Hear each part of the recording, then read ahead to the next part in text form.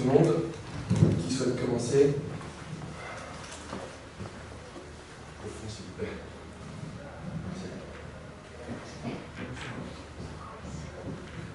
Vas-y, Karim.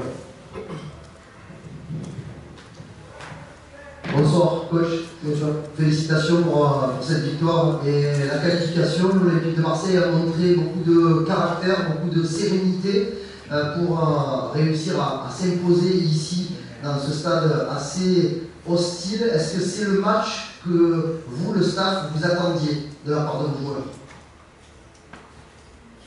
Oui, bonsoir.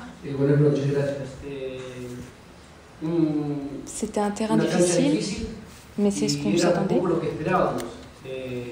Je pense qu'eux, ils avaient vraiment besoin de gagner ce match, puisqu'ils avaient perdu le match aller.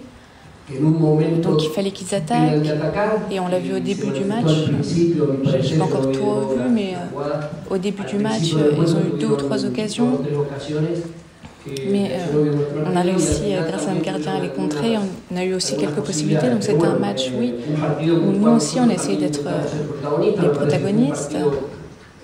Donc je pense que c'est un match assez équilibré au niveau des occasions, et notre équipe a beaucoup de caractère et elle démontre quand elle joue sur n'importe quel terrain, y compris quand on perd, l'équipe essaie toujours d'être protagoniste. Bruno, s'il te plaît. Oui, bonsoir. Ça fait 6 victoires dans cette compétition, la Ligue Europe Conférence. 6 victoires de suite en 6 matchs, c'est quand même énorme pour l'OM. On a l'impression que vous êtes au-dessus, que vous savez gérer vos matchs, voilà. Et on l'a encore vu ce soir, grâce à votre expérience européenne.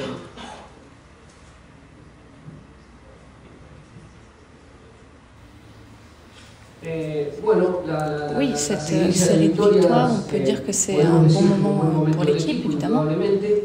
Mais je ne dis pas que c'est quelque chose qui est dû aux circonstances, mais juste avant, on a dit qu'on est une équipe qui a de la personnalité, qui sait ce qu'elle doit faire. Parfois, c'est difficile, parfois, notre adversaire nous empêche de pouvoir jouer de la façon dont on aimerait jouer. Mais on est une équipe avec du caractère, qui essaye de faire ce que lui demande l'entraîneur.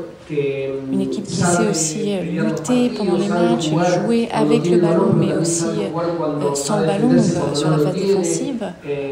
Et oui, c'est un bon moment pour nous dans ce tournoi. Mais bon, il manque encore 2 matchs, donc c'est pas fini. Michel, tu peux poser la main pour nous proposer.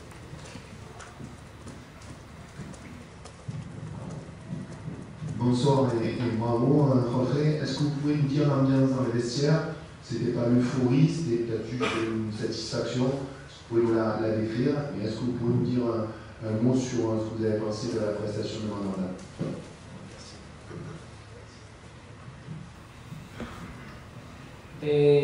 Merci tout d'abord.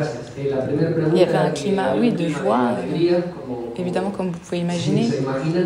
Rien de déséquilibré, rien d'exagéré, mais tout le monde s'est félicité du match. De ce match, on savait que ça allait être difficile, on avait parlé hier à la veille. Et Steve, pas que lui, Steve est en train de faire de grosses performances et on a confiance en lui, comme toujours. On a 2 grands gardiens. Et quand Steve a joué, je pense les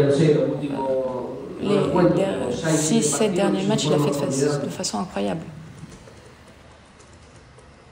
Fabrice, s'il te plaît. Oui, bonsoir.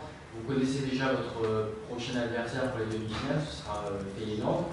Qu'est-ce que vous pensez de cette équipe et est-ce qu'aujourd'hui, plus que jamais, l'objectif c'est d'aller au bout de cette conférence, de la gagner?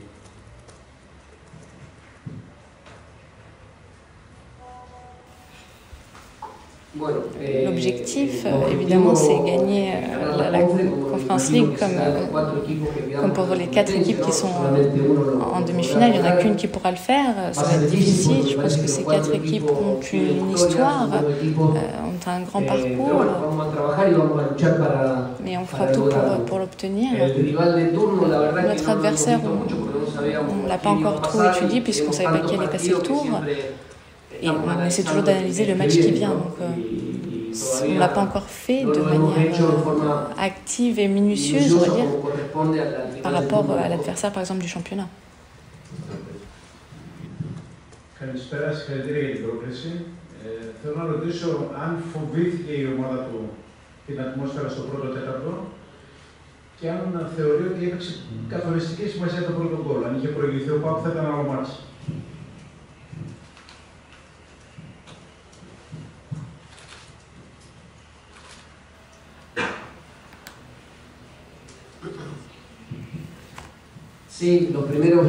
Oui, évidemment, les premières 15 ou 20 minutes, je me rappelle 2 épisodes. Il y a eu un blocage. Je n'ai pas pu revoir les images encore, donc j'essaie vraiment de juste m'en souvenir. Je sais que Mandanda a bien réussi à parer. Je sais que Mandanda a réussi à parer. On a eu quelques occasions nous aussi, mais c'est vrai qu'au final on a réussi à mettre en jeu ce qu'on voulait faire. Et par rapport à la deuxième question, est-ce que c'était un but important? Évidemment, un but d'écart, c'était pas énorme, donc là ça nous a permis d'avoir plus de tranquillité après, et donc la nervosité n'a pas pris le dessus, donc évidemment marquer c'est important. Jorge, comment vous avez senti les joueurs par rapport à cette ambiance? On a senti pendant l'échauffement qu'il y avait beaucoup de bruit au moment où l'équipe est entrée, mais comment vous avez fait en sorte que l'équipe fasse abstraction de ce contexte aujourd'hui?